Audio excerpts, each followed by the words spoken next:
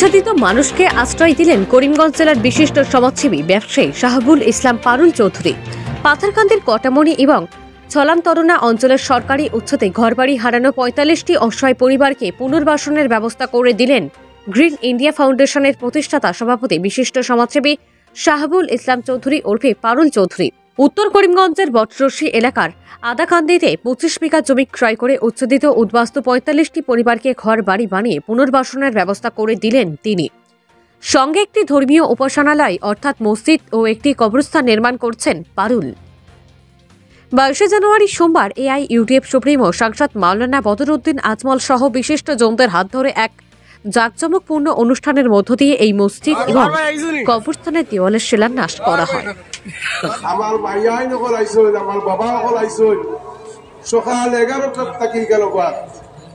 তাদের গার্জিয়ান নকল আইসল, সকাল 11টার থাকি গেল বাদ। আমি চির কৃতজ্ঞ সবার কাছে। বহুত আরো বহুত আসলা কেউ পিতার দ্বারা যাতে না পারিয়া গেছেন গিয়া রাস্তাঘাটের অনেক সমস্যা আজকু দিতে বিশেষ করিয়া এগুলোরও মোকাবিলা করিয়া সুদূর খোটামনি অঞ্চল থাকিয়া খাতলিসোলা থাকিয়া ফাঁসগাম থাকিয়া মেহমান সকল আইসন ও কারণে আর বহুত গেছেন গিয়া আমার বহুত ডাক্তার সকল আসলা প্রফেসর সকল আসলা তাই তো বেশি বেশি বিজি মানুষ তাও ১.৫-২ ঘন্টা অপেক্ষা করছেন আমি খবর পাইছি। ভাই আর সহ্য হয়েছে না গেছেন গিয়া। আমি সবার কাছে কৃতার্থ। আর আমি আপনার কাছে কইছিলাম দাওয়াত দিছিলাম যে ইউডিএফ সুপ্রিমো মৌলানা বদরউদ্দিন আজমল আল কাসমি সাহেবের লোকে বিশ্ববিখ্যাত মোটিভেটর মিস্টার মনোয়ার জামা সাহেব এই সবার অলঙ্কার হিসাবে থাকবা।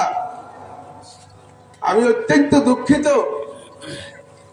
কেউ কেউ মনে করতে পারেন যে এটা হয়তো মৌলানা বদরউদ্দিন আজমল সাহেবের সভা, আর এই সভা মানুষ ঢুকাইবার লাগিয়া মনোয়ার জামা সাহেবের কথা ঘোষণা করা হয়েছে।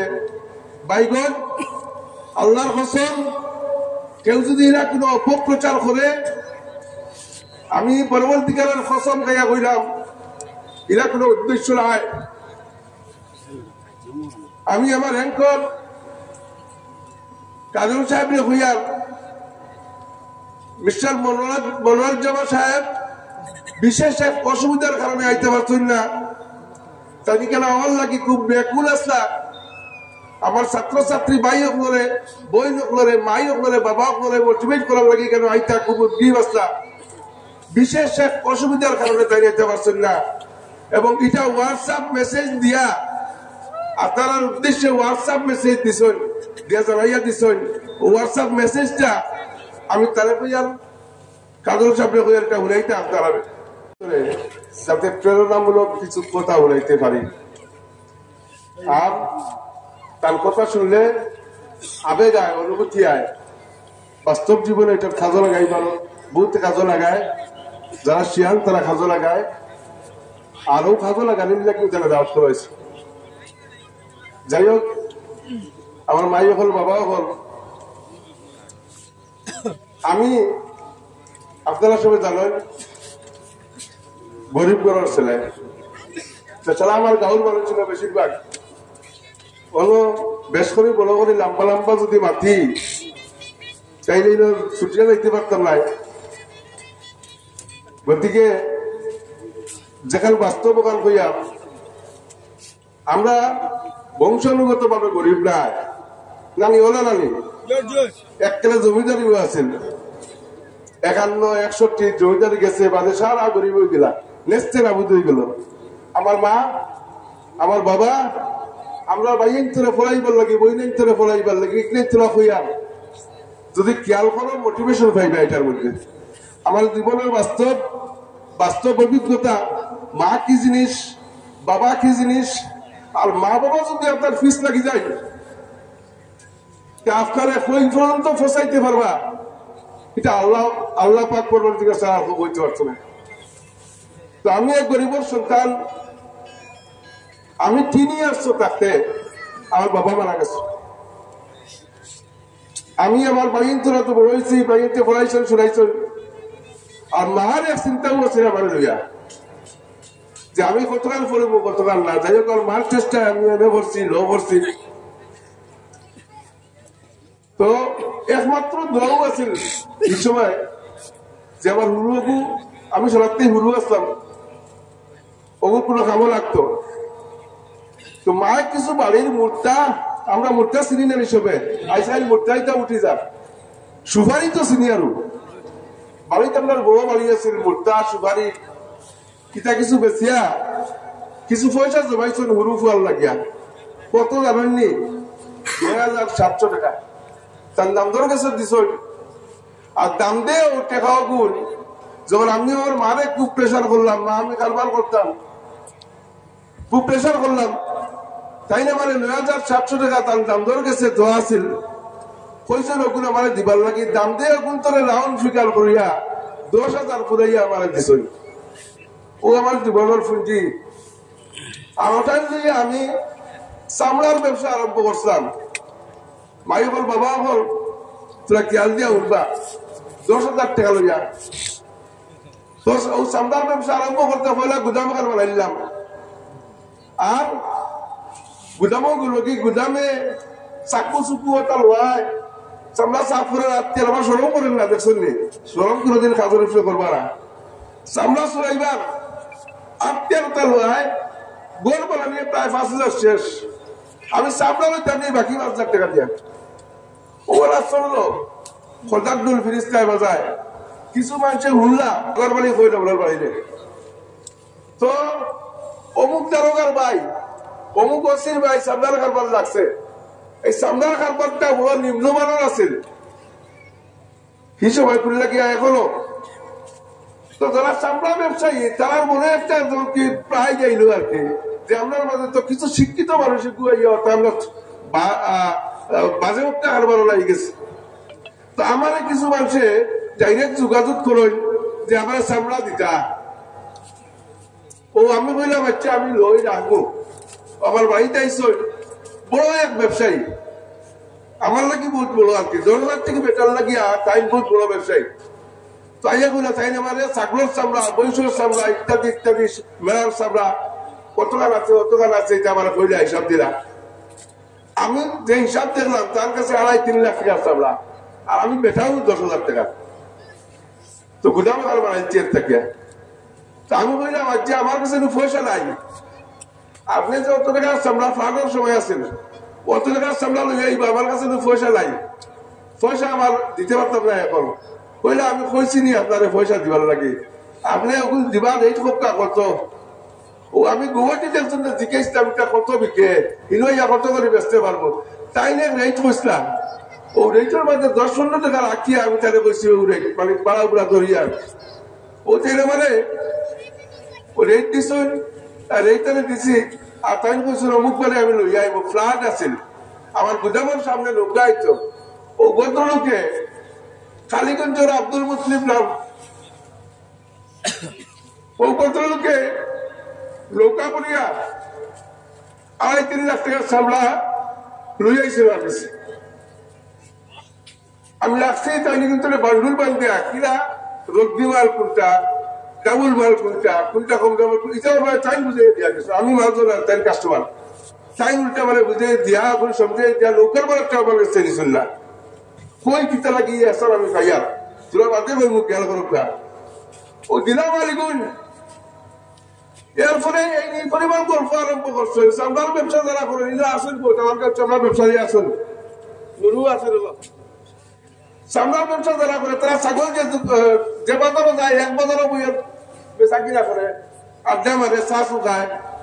ই বলতো লোকে চামড়াই করে মানে বাকি দিয়ে গিয়া এরা তারিখ আরম্ভ করলো, বুঝা করে মনে হয় আমি অ্যাডভান্স পয়সা দিচ্ছি। এবার অ্যাডভান্স পয়সা করলো বরাবর সেরা চামড়া ব্যাপারী আমার ফোন নম্বর ভাইলা যেহেতু ল্যান্ডফোন আছে, মোবাইল আছে না, ফোন করে আমার কাছে দোকান আছে আপনারা লইয়াইতাম নেই।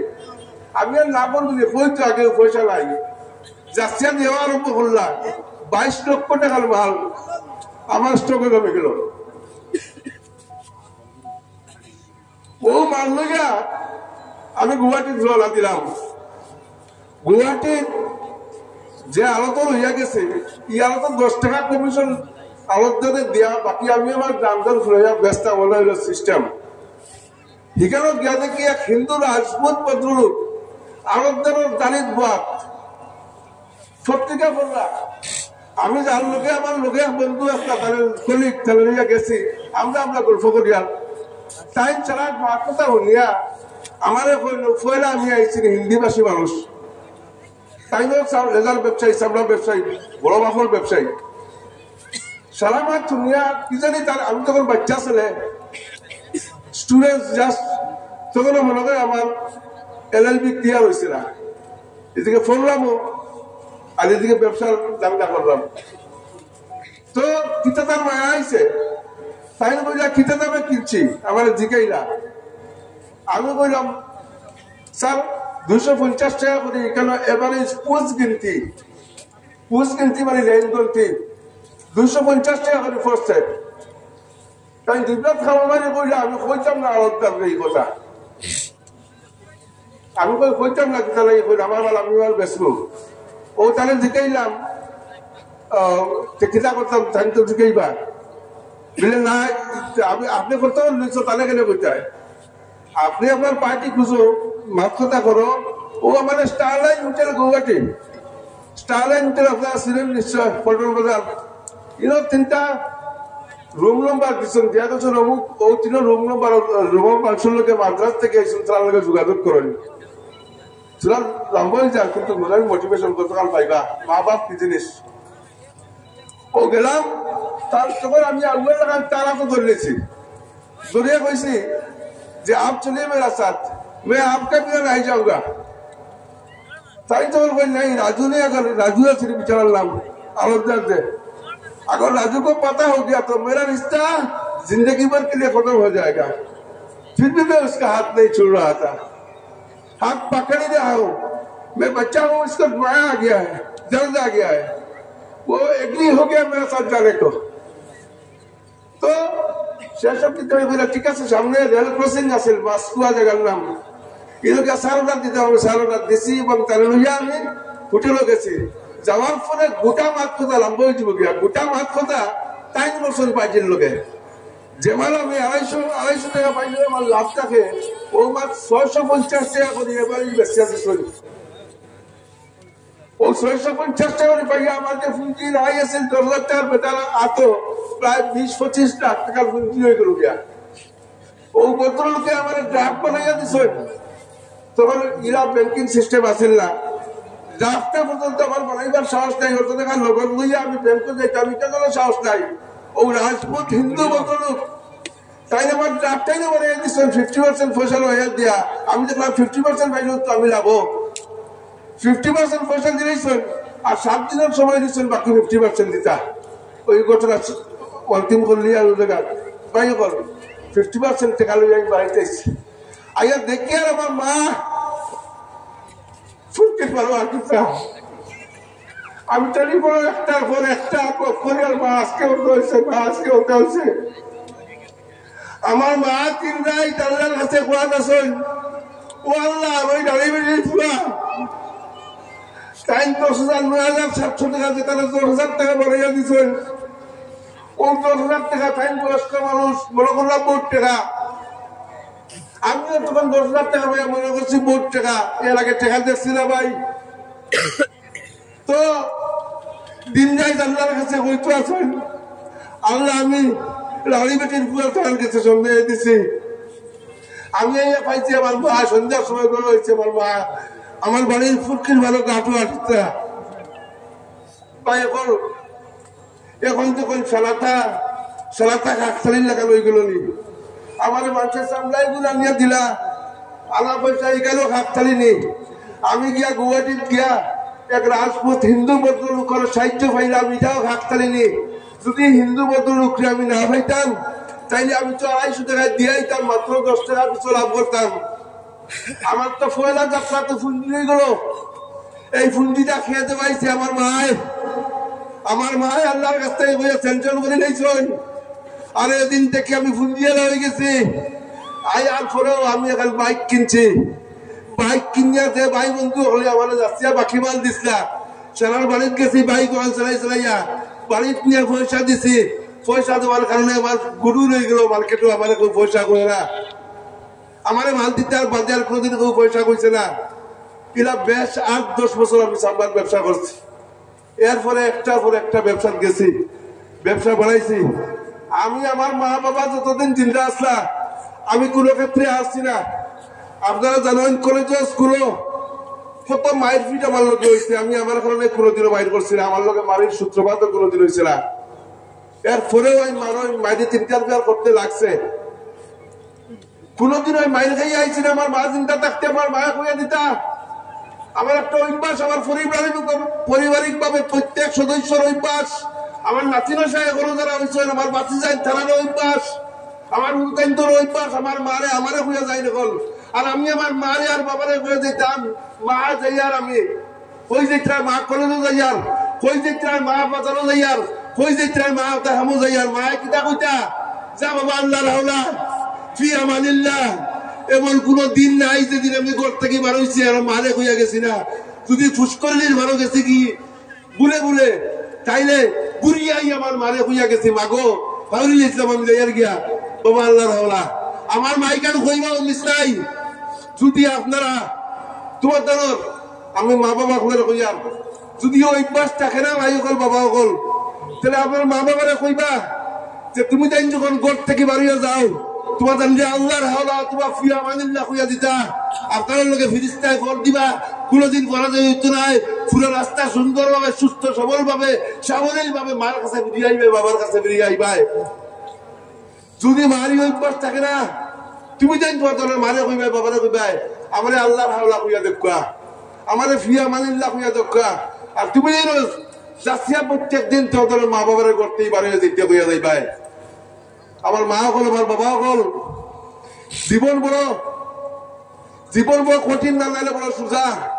আল্লাহ পাক পরবর্তীকার যদি রাজি থাকুন আর আপনার মধ্যে যদি মেহনত থাকে, আপনার মধ্যে যদি মেহনত করার জজবা থাকে, তাইলে আপনার সফল হইবা।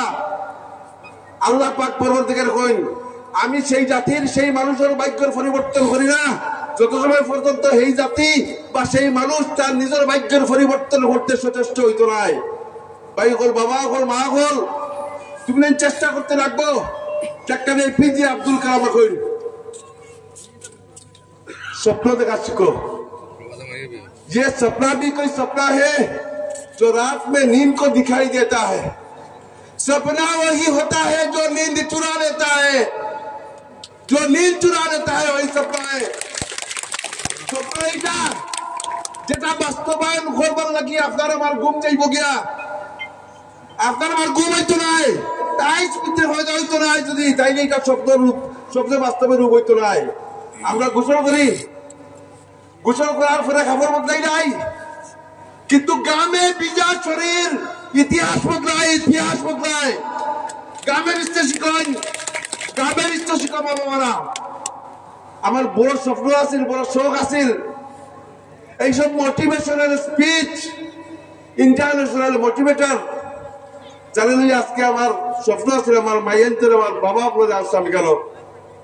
আমি প্র্যাকটিক্যাল কথা কইলাম, মোটিভেশন দিলাম আপনারা, আমার জীবনের কথা কইলাম। মা বাবার ফিসা চালবা না।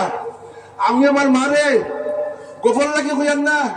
আমার মা কোনদিন যদি আমার গুছা করে দিয়েছেন, আমি আর মারে ডিম্পা দিয়া ফাওয়ার তোলা লইয়া আসাইতাম, খেতি দিয়া গুদগুদি দিয়া।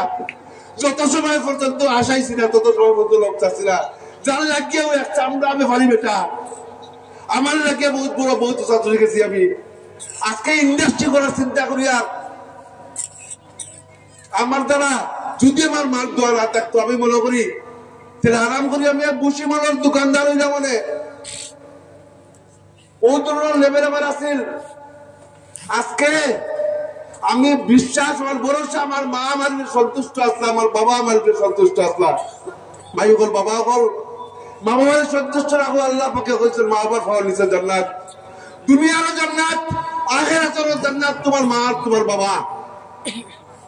গতিকে ভাই হল, আমার বক্তব্য লম্বা হইল, হুজুরি কালো বাদ। ওই যে বাড়িঘর গুলা এক চামড়া বেসরা বেটায় বাড়াইবার ক্ষমতা আসেননি, আল্লাহ ফসাইয়া দিয়েছেন। আর আমি গরিবই দেখছি, আমি গরিবই দেখছি, হাতের টাকি দেখছি। আমি আনন্দ ফিল করি আর খিতার লাগি জানুন। আমি যদি মৌলানা বদরুদ্দিন আজমলের কাশিম সাহেবের মতো ধনী হইতাম, আমি যদি টাটা বিল্লার মতো ধনী হইতাম, তাহলে সেইটুকু আনন্দ হইতাম না যেটুকু আনন্দ আজকে এই বালিগর বানাইবার দ্বার প্রান্তে উপনীত হইয়া যে আনন্দ আমি ভাই আর হিরে বেনার ধনী হইলে ভাইলাম না হলে। কারণ আমার বড় কষ্টের অর্জিত টাকা এখন যাইতে সময় খোঁজ খোঁজ করে, আর এদিকে একদিকে আবেগ, একদিকে টাকা পয়সার প্রতি মায়া। আমার লাগি এটা বহুত বড় অঙ্কের টাকা, 9-10 কোটি টাকা আমার লাগি বহুত বড় অঙ্কের টাকা। তুমি মৌলানা বদরুদ্দিন আজমল সাহেব এটা দিতা, বহুত গাঁও বানিয়ে দিচ্ছেন জানেন তো আপনারা। বিটিএডির গন্ডগোলের ফলে পরে ইউডিএফ সুপ্রিমো মৌলানা বদরুদ্দিন আজমল সাহেবে আহমদ আলী নগর, চিতানগর, কীর্তিনগর হইয়া অনেকগুলা গ্রাম বানাই দিচ্ছেন। তার মতখান আনন্দ লাগতো নাই, অনেকগুলা গ্রাম বানাইয়া দিয়ে অতটুকু আনন্দ লাগতো নাই। আমি 45টা পরিবার রে আমি তো হারাইতে পারছি না গোড়ার ভিতরে। গোড়ার ভিতরে হারাইবার আগেও যে আনন্দ আমি অনুভব করি, আর সেই আনন্দ টাটা বিল্লা কোম্পানি হইতো না, বদরুদ্দিন আজমল সাহেব হইতো না। কিতা লাগি জানেননি? তাই ফার্স্ট গাঁও 6 গাঁও যদি বানাইয়া দেন তার গাছ লাগতো না। আর আমি যে সামান্যর মাঝে গুণ দিলাইছি, আমার আনন্দ লাগে বড় করে আর বাক্কা কিনা করে লাইছি। আমি জিতে গেছি।